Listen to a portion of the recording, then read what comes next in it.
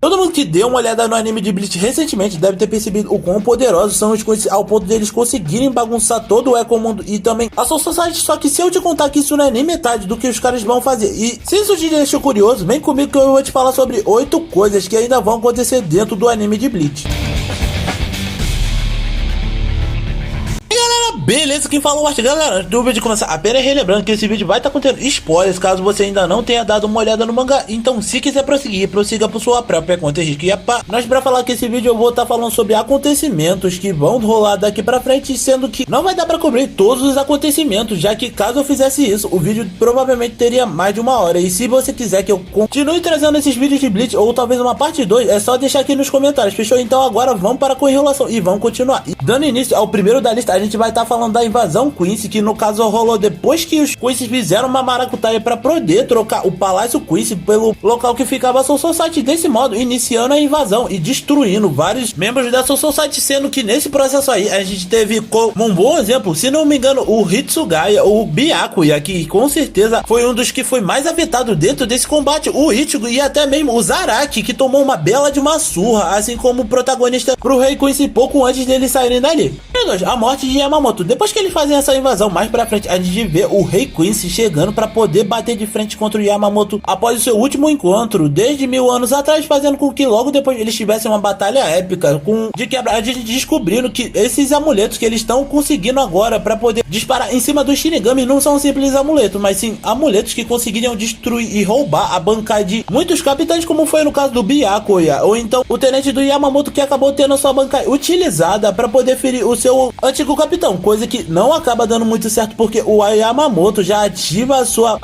Shikai para poder derrotar o Quincy, que tava com esse poder em mãos, fora que na hora que o Rei Quincy aparece, é aí que ele ativa a sua Bankai, destruindo tudo que tinha à sua volta, já que a Bankai dele funciona de um jeito bem diferente do normal, já que ela também tinha 4 formas diferentes. Só que tudo isso foi em vão, porque na hora que ele acaba com o seu alvo e pensa que tudo isso tinha acabado, é aí que o verdadeiro Rei Quincy aparece, mostrando que todo aquele combate foi em vão, já que o seu oponente era um doppelganger que tinha tomado a forma do Rei Quincy anteriormente, desse modo facilitando para que o Yamamoto morresse e o Rei Quincy conseguisse finalizar o seu antigo inimigo de uma vez por todas. Número 3, Ichigo toma a maior surra de sua vida. Depois que toda essa invasão acaba em desastre pro lado da Soul Society e a gente vê que nem mesmo os capitães conseguiram ser capazes de lidar com essa situação, é aí que o Ichigo aparece para tentar salvar o dia mais uma vez, fazendo com que até mesmo o Byakuya pedisse a ajuda do Ichigo para que ele conseguisse salvar a Soul Society de uma vez por todas. Só que tudo isso meio que é em vão, porque a gente vê que na hora que o Ichigo parte pra cima do Rei Quincy, ele toma a maior surra da vida dele, nem ao menos, lutando a sério contra o Rei Quincy, além de ter a sua Bankai quebrada como se não fosse nada demais. Número 4, a aparição da Divisão Zero. Depois que toda a Soul Society estava tentando se recompor da surra que eles tomaram dos Quincy, é aí que a gente vê a Divisão Zero dando as caras pra poder ter uma boa noção do que tava rolando pra aquele lado, já que tudo isso tinha a ver com o Rei Espiritual. E é nessa hora que a gente meio que descobre que boa parte da Divisão Zero são capitães que faziam parte da Gotei 13 no passado, sendo que um deles até ensinou a Unohana a conseguir aprender artes de cura para que talvez ela conseguisse se tornar a capitã da 4ª divisão. E quem fala que dentro dessa divisão tá a antiga capitã do 12º batalhão da Gotei 13, que era a antecessora do Urahara, que aliás tinha até a Hiyori como sua tenente. Mas enfim, depois que eles finalizam toda a situação e descobrem o que tava rolando, é aí que eles voltam com o Ichigo, o Randy e a Rukia é pra lá pra cima junto do Byakuya também, fazendo com que dali em diante a Soul Society agora começasse a se reerguer e tomar novas medidas para poder se preparar para a nova batalha que ia rolar contra os Quincy futuramente. Se você não quiser perder quando eu trazer outros vídeos de Bleach aqui pro canal, seja de todas as bancais que vão aparecer, quem é a Divisão Zero, ou então por que o Rei Espiritual tá preso dentro de um cristal e agora é o eixo do mundo, se inscrevam aqui no canal e deixem um like, compartilhem pra galera e não esqueçam de ativar o sininho na hora das notificações, afinal esse é um conteúdo que vocês sempre vão estar recebendo aqui no canal, caso façam isso. Número 5, Kyoraku se torna o novo líder das 13 divisões. Depois que a gente vê a morte do Yamamoto e o funeral dele acontece, a gente vê que o cara tinha deixado um testamento justamente para que o Kitaki tomasse conta de tudo mais pra frente. E não só isso, porque o cara ia se tornar o novo líder das 13 divisões, fazendo com que dali em diante nós tivéssemos novas mudanças dentro da Soul Society, principalmente porque ele foi o cara que quase fez a gente acreditar lá no mangá que o Ichigo ia se tornar talvez um capitão ou então um Shinigami completo depois que a guerra acabasse, após ele tinha entregado uns cartões para que os amigos dele fossem visitar ele dentro da Soul Society lá no final do mangá.